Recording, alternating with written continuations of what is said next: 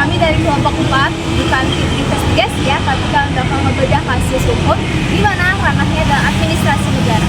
Siap-siap karena ini ngebahas mutasi ASN di mana digugatkan ke PT UN. Nah, karena masih banyak pelanggaran prosedural, kok bisa sih diikutin terus? Nah teman-teman, sebelum membahas kasus ini, apa sih KTUN itu? KTUN bukan merupakan singkatan dari nama orang nih. Jadi, KTUN Keputusan Tata Usaha Negara, yang dimana ini berkaitan banget dengan tertulis serta berdampak langsung pada pejabat negara itu sendiri.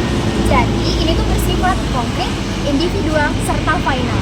Nah, sebelum membahas prosedur ini, ketika tidak memenuhi prosedur dan syaratnya, apakah bisa digugat? Tentu bisa dong. So, sebelum kita mulai, mari kita lihat. Nah, sini, biar aku ceritain tentang kasusnya. Jadi, kasus ini itu tentang Ibu Rini Sartika yang dimana dia itu pejabat di Kabupaten Bandung Barat.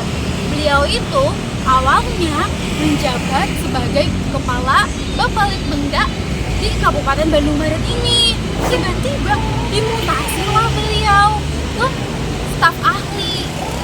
Terus gimana? Ya jelas beliau keberatan. Kenapa kok bisa keberatan?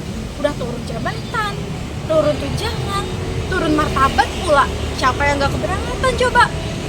Tapi keberatan beliau itu gak direspon sama sekali sama Bupati. Gimana dong?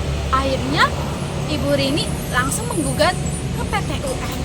Nah, yang bikin heboh adalah ternyata mutasi ini itu tanpa izin dari Mendagri dan tanpa pertimbangan teknis dari BKN. Waduh, gimana dong? Jadi ini tuh bukan tentang jabatan aja, jadi tentang prosedur dan hak-hak manusia. Nah, dari kacamata hukum itu sendiri sangat penting loh. Memang sih surat keputusan itu sah sebagai KTUN, tapi secara bentuk bukan berarti sah secara isi dan prosedur. Mutasi ASN oleh PJ Bupati itu harus pakai izin tertulis dari Mendagri, pertimbangan BKN. Lah, ini nggak ada sama sekali. Ditambah, keputusan itu melanggar asas umum pemerintahan, baik secara kepastian hukum, kecermatan, dan tidak menyalahgunakan wewenang. Nggak adil dong kalau misalnya ASN bisa dipindahkan seenaknya.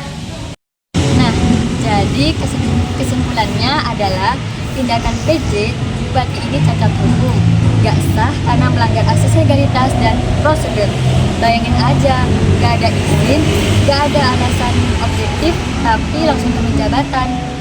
Dan kedepannya, pengawasan internal harus diperkuat, SOP harus diperjelas, dan ASN juga perlu dilatih oleh hak dan hukum.